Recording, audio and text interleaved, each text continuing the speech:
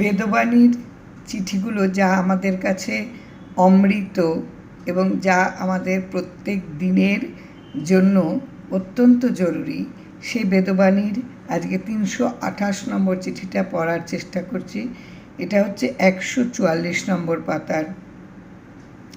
ঠাকুর লিখেছেন চিঠির উত্তর, ভক্তরা চিঠি দিতেন, সেই চিঠির উত্তরে ঠাকুর লিখেছেন, স্ব ভাগ্যই ফল দিয়া থাকেন। এই যে চিঠির উত্তরগুলো ঠাকুর লিখেছেন, তার মানে আশ্রিতজনের নিশ্চয়ই জীবনের কোনো একটা চাপান উত্তর, কোনো একটা ঢেউ এসে তাকে তাড়িত করেছে বা তাকে নানানভাবে অস্থির করে দিয়েছে। সেই জন্যই বোধহয় ঠাকুরের কাছে, অভিভাবকের কাছে জানাবে না তো মানুষ কাকে জানাবে। ঠাকুরের কাছে চিঠি লিখেছে এবং ঠাকুর তার উত্তর দিয়েছেন স্ব ভাগ্যই ফল দিয়া থাকেন। যার যার নিজের ভাগ্যে নিজে ফল পায়। এই যে একদম সরাসরি পরিষ্কার কথা, যে তুমি কখনো অন্যের ভালো কিছু দেখে তোমার অস্থির হবার কিচ্ছু নেই। সে তার ভাগ্য অনুযায়ী পায়, আমি আমার ভাগ্য অনুযায়ী পাই। এর থেকে বড় সত্যি বোধহয় আর কিচ্ছু নেই। তবু কিন্তু আমরা ভীষণভাবে পরশ্রীকাতর, আমরা ভীষণভাবে অন্যের ভালো দেখলে ভীষণভাবে আমরা ব্যস্ত হয়ে উঠি, কেন আমার কপালে এটা নেই। ঠাকুর পরিষ্কার করে বলে দিলেন স্ব ভাগ্যেই তার ফল দিয়া থাকে। যার যার যেমন কৃতকর্ম, যার যার যেমন অদৃষ্ট, যার যার যেমন তার কর্মফলের সঞ্চয় সেই অনুযায়ী সে ফল পায়। ভাগ্যকে কেহই ত্যাগ করিতে পারে না। ব্যাস, আর তো আমার কিছু বলার নেই, আর কোনো ভাবারও কিছু নেই, আর আমার ব্যতিব্যস্ত হবারও কিছু নেই।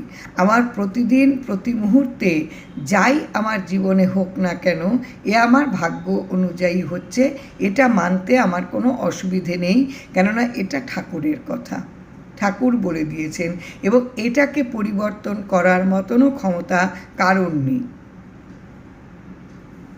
ভাগ্যকে কেহই ত্যাগ করিতে পারে না।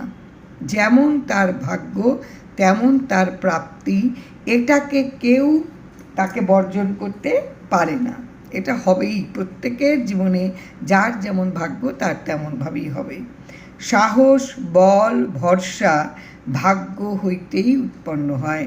যার যা অদৃষ্ট সেখান থেকেই সাহস, শক্তি এবং আস্থা, ভরসা মানে আস্থা, সাহস, বল, ভরসা, এগুলো সবকটাই আসে ভাগ্য থেকে।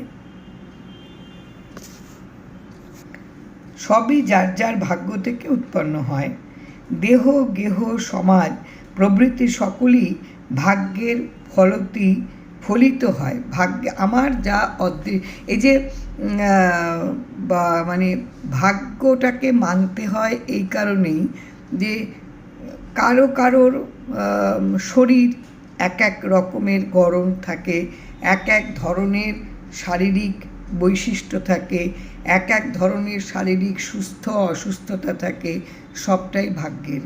এবং ঘর যেটা পায়, এটাও কিন্তু যে এক একজন এক এক রকম ঘরে জন্ম নেয়, এক এক রকম ঘরে তার বাস হয়, এটাও তার ভাগ্য অনুযায়ী। যদি প্রত্যেকেরই একই ভাগ্য হতো, তাহলে প্রত্যেকেই তার যে ঘরটায় তার জন্ম হয় সেই ঘরটাও তার একই রকম হতো, তা কিন্তু হয় না। ভাগ্যে যা সঞ্চয় আছে, যা আমার অর্জিত কৃতকর্ম, এই কৃতকর্ম অনুযায়ী আমার যা অদৃষ্ট, এই অনুযায়ী আমার ঘর, আমার দেহ, আমার সমাজ। আমি মিশবো যাদের সঙ্গে, যে সমাজে আমার ওঠা বসা হবে, এটাও আমার ভাগ্য অনুযায়ী হবে। আমার ভাগ্য অনুযায়ী যেমন আমার পরিস্থিতি, তেমন পরিস্থিতি অনুযায়ী তো আমি সমাজে মিশব। আমার সমাজে মেশাটাও তো আমার ভাগ্যের উপর নির্ভর করে। তাহলে ভাগ্যের ওপর সবটুকু নির্ভর করে।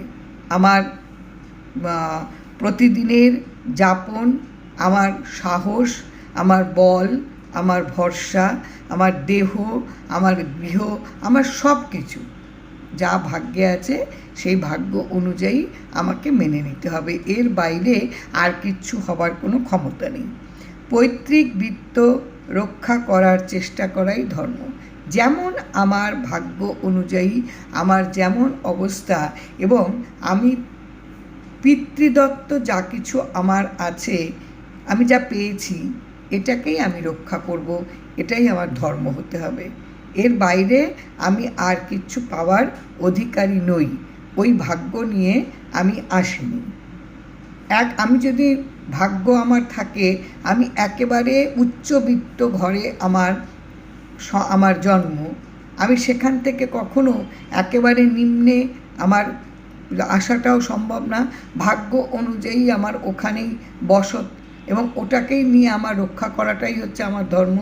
আবার আমি যদি একেবারে নিম্নবিত্ত ঘরে সেখানে যদি আমার পৈতৃক বৃত্ত থাকে, এটা রক্ষা করার দায়িত্ব না নিয়ে আমি যদি সবসময় একেবারে উচ্চবিত্তদের সম্পত্তির প্রতি, তাদের পৈতৃক যা সম্পত্তি, এগুলির প্রতি যদি আমার সবসময় মন থাকে, তাহলেও হবে না।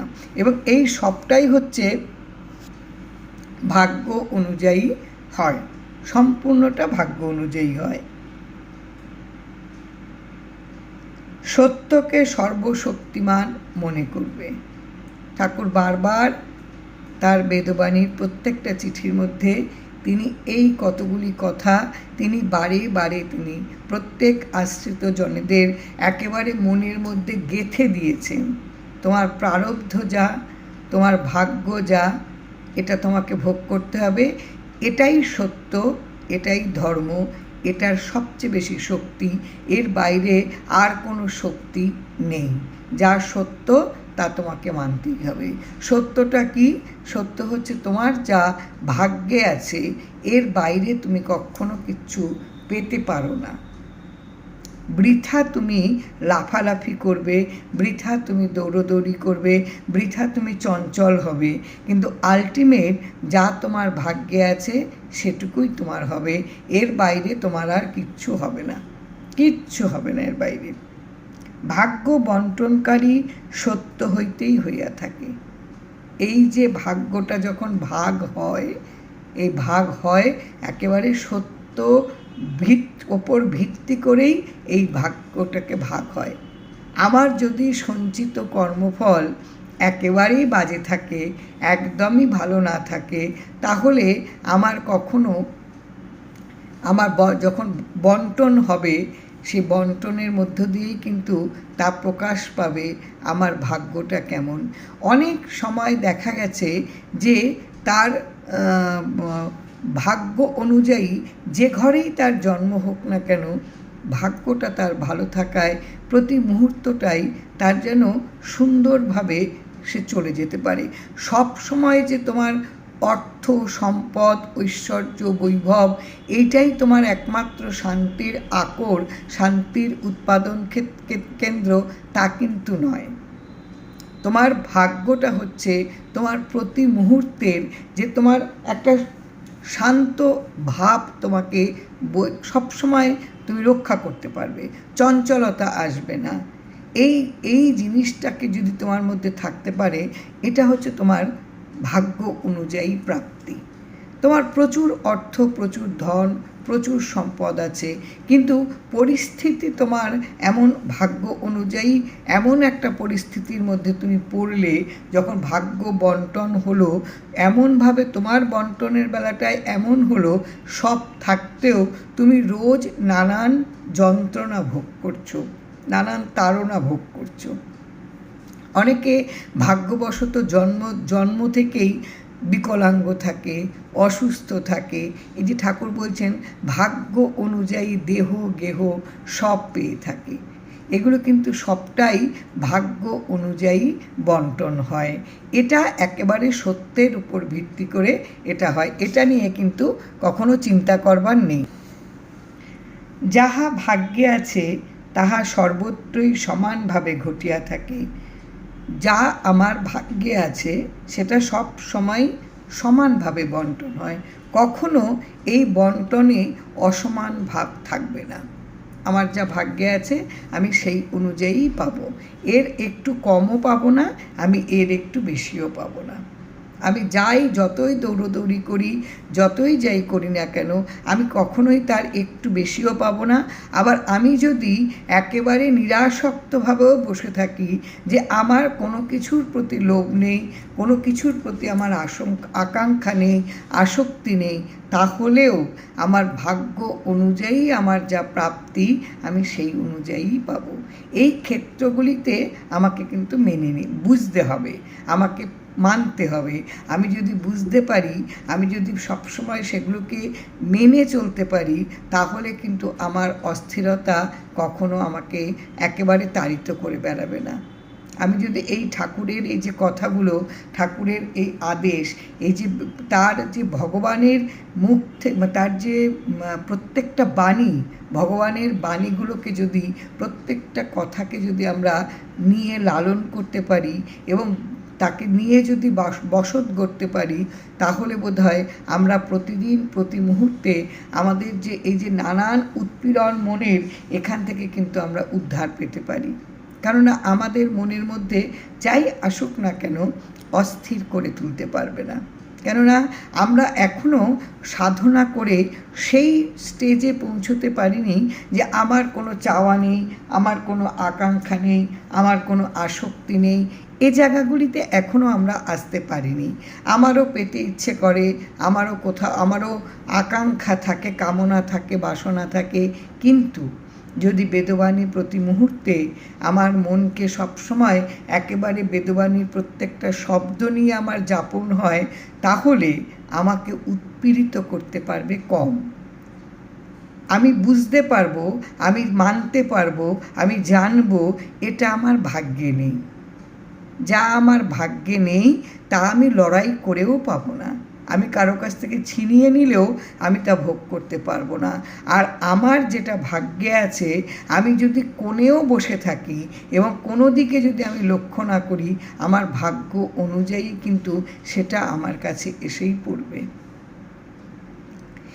এটা কোনো সামগ্রীর বিচারে নয়, এটা অন্য এই ঠাকুরের কৃপা, এই কৃপাটাও কিন্তু এই ভাগ্য অনুযায়ী আসে। এটা তো সবচেয়ে বড় সম্পদ। এবং আমরা যখন একেবারে শেষ পর্যায়ে পৌঁছাই, তখন আমরা আশ্রম, মন্দিরে, বিভিন্ন জায়গায় প্রার্থনা করি ওই অমূল্য ধন সম্পদের জন্য, ঠাকুরের কৃপা। এই সম্পদ পাওয়াটাও কিন্তু ভাগ্যের ব্যাপার। কারোর ভাগ্য অনুযায়ী যে অনেকটা ঠাকুরের কৃপা পায়, ভাগ্য যার খারাপ, তার মানে যে বুঝতে পারে না, সে তো কৃপাটাকে সে ধরতে পারে না, বুঝতে পারে না ঠাকুরের কৃপা, ঠাকুর কিভাবে কৃপা করছেন, কোন দিক দিয়ে তুমি যাচ্ছ, তুমি তোমার বোঝার মতন ক্ষমতা নেই, ভাগ্য অনুযায়ী তোমার সেদিক থেকে বোধশক্তি তোমার কম হয়েছে। কাজেই ভাগ্যটাকে সবসময় মেনে নিতে হয়। সত্যনারায়ণের ব্রত করিলে ভগ্নাংশ সকল আবরণ শূন্য হইয়া যায়। যে সত্যনারায়ণের যে আরাধনা করে, তার যে পুজো করে, তার যে ব্রত করে, তার যে সাধনা করে, তার কখনো ভগ্নাংশ টুকরো টুকরো ভাব, এই ভাবের আবরণে সে কখনো থাকে না। সব কিছু তার কাছে সমান মনে হয়। কারণ সত্যনারায়ণ কখনো ভগ্নাংশে রাখে না কারোর চিত্ত, কখনো রাখে না। কারণ সব কিছু কিন্তু আমরা সেখানটায় সমর্পণ করি। সত্যনারায়ণ পুজোয় এই যে 4টে নিশান ঠাকুর এই সিন্নির বাটির চারপাশে দেওয়া হয়, তার মানে হচ্ছে আমার ষড়রিপুকে আমি ওখানটায় একেবারে সমর্পণ করলাম। ষড়রিপুকে যদি আমি দেই এবং সত্যের যে নিশান ওরে, এই সত্যের নিশানটা কিন্তু হচ্ছে আমি এটাকেই মানি বলেই আমি সত্যনারায়ণ ব্রত করলাম। তাহলে সত্যনারায়ণ ব্রত যে করে, তাকে কখনো ওই ভগ্নাংশ দিয়ে ঢেকে রাখতে পারে না। এই চিঠিগুলো যখন আশ্রিতদের হাতে পড়েছে এবং আশ্রিতরা যখন চিঠি লিখেছিলেন, যে মন যে অস্থিরতা, যে ব্যাকুলতা নিয়ে চিঠিগুলো লিখেছিলেন, এই চিঠিগুলো যখন উত্তর তারা পেয়েছেন, একেবারে শান্ত তাদের মন, শান্ত তাদের সমস্ত বাহ্যিক যে অস্থিরতা, সেগুলো থেকেও তারা শান্ত হয়ে গেছে। কি অপূর্ব চিঠি ঠাকুর প্রত্যেক আশ্রিত জনেদের কাছে লিখেছেন, যা সত্যি সত্যি আমাদের প্রত্যেক দিনের ভীষণভাবে জরুরি, প্রত্যেক দিনের জন্য অত্যন্ত আমাদের উন্নতি করে, প্রতিদিনের মনকে উন্নতি করে। জয় রাম, জয় রাম।